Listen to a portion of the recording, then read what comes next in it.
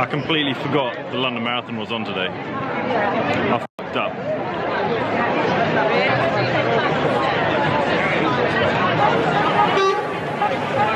Let's go find some quieter.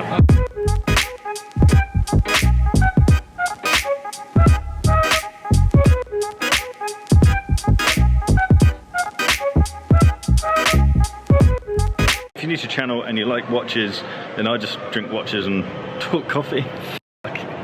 If you're new to the channel, straight face. If you're new to the channel, hit that subscribe button, because all I do is drink watches and talk coffee.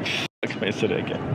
If you're new to the channel, just hit subscribe, because I drink coffee and talk watches. I'm actually done with that coffee. I'm just around the corner from Covent Garden, and Covent Garden's not really ever quiet, but this will have to do. Loads of people walking past, so I just feel like a bit of a dick when I do this stuff out in the public. But anyway, this is about the Rolex Explorer versus the Tudor Black Bay 36. So this is probably the comparison video that I've been asked for the most. And it's mainly based around the question of, I've saved up this much to buy a Tudor Black Bay, what should I do? Should I pull the trigger on a Tudor Black Bay 36, or should I save a little bit more and get myself the Rolex Explorer? So in this video, I'm pretty much going to mush the Rolex Explorer 14270 and the double 14270 together, because there aren't massive differences between the two. There's one vital difference. Depends. Okay, you could say there's two vital differences between the two.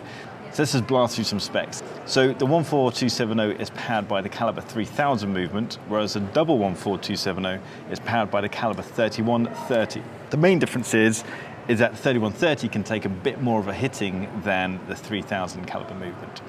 The other big difference is the bracelets. So the double 14270 has solid end links, whereas the 14270 has hollow end links. The other big difference, no, it's not a big difference. The other difference is the lume. So the 14270 has tritium, the double 14270 has super luminova. And for you guys who are really up on your transitions between Rolex models, I know it's not as clear cut as that, but let's just, for argument's sake and simplicity, let's just say it's as clear cut as that. The other, I guess, main thing that people look at is water resistance. So the Explorer is water resistant down to 100 meters. And the steel that they use is 316L steel. So this is before they changed over to the 904L steel, which is kind of good, because 316L steel is harder than 904L steel. So let's move into the Tudor. The Tudor Black Bay, obviously 36mm, being 36 in the name. It's also made out of 316L steel, so it's nice and strong. It's powered by an ETA movement, the 2824 caliber. The benefit of this over it having an in-house movement like the big Black Bays is it's going to be easier and cheaper to service. You don't have to go back to Tudor to get it serviced. Pretty much take it to any decent watchmaker and they'll be able to sort you out. It'll be far cheaper than having to take it back to Tudor. The other biggie is the water resistance. So this is actually more water resistant than the Explorer. It goes down to 150 meters. For me, the big differences are in the build quality. So the Rolex Explorer, the double 14270, the 14270, I'd say, is lesser of a watch than the Tudor Black Bay 36. The build quality between the two, the Tudor feels far, far better built. And it's mainly down to the bracelet. The bracelet is absolutely solid, and that clasp is superb. It's a really, really solid clasp, and it could be more of a match against the current Rolex sports clasps, as opposed to the kind of just bent sheet steel that they were before. And that's the problem with the old Explorers, is that they do have fairly weak clasps, and the 14270 has hollow end links, so it does feel quite weak and quite light. So build quality, I'd say the Tudor has it up on the Rolex. It feels absolutely rock solid. It's not going anywhere.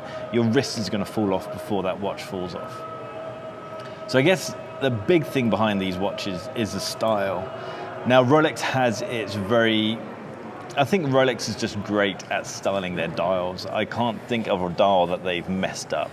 Maybe design of watches overall, but the dial is absolutely brilliant on the Explorer. It's clean, it's legible, it does what it's supposed to do. It's a tool watch and you're supposed to be able to tell the time. The Tudor, I really like the look of the Tudor dial. I think the hands are cool. It's got the snowflake hands. It's got really big looms, so it's nice and legible. But as an overall design, there's something about the design of the dial that just doesn't sit right with me. it doesn't feel, I don't know if the hands are oversized for the dial, or whether it's the fact it's got massive maxi looms. I'm not sure. With me, the Explorer, everything just sits really well and it just works. On the Tudor, I think there's just something missing. It could be the fact that the loom is so large, there's so much loom on the dial, and it's bright white loom. And for me, I really like it to have a little touch of color. That's why I went for the tritium, the 14270 with the tritium loom, because it has just a slightly off-white color to it. So as an overall kind of comparison, I'd say the Rolex has it just by a touch, simply because the overall watch just feels like the whole thing is composed perfectly. Whereas the Tudor, I think it's an incredible watch, and within the price banding, there's nothing that will beat that watch. For £2,000, brand new, straight from the AD, you can't beat it for £2,000. However, if you're wanting my point of view, if you're wanting perfection, then I would just push that touch more to get yourself a Rolex Explorer, even if you just go for the 14270 and you don't worry about the hollow end links. Either way, it doesn't matter which one you go for. This is funny because a lot of people message me saying, I'm thinking about this watch, and this watch. And they're all great choices. So it doesn't actually matter which one you go for. It doesn't matter whether you go for the Black Bay or you go for the Rolex. They're both amazing watches, and so it's just go with whichever one you feel the bigger connection with, really. For me, there's just something about the Rolex that sits really well, and I just really enjoy it. I can't ignore the resale and investment part of a Rolex compared to a Tudor.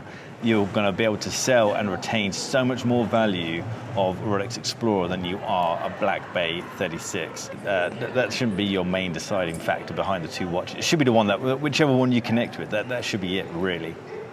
Either way, they're great watches. Guys, I'd love to know your views on this. Were you in this position, and which one did you go for? But also, do you agree with my thoughts on the dial just being, there's something in the dial that I just feel it isn't quite right.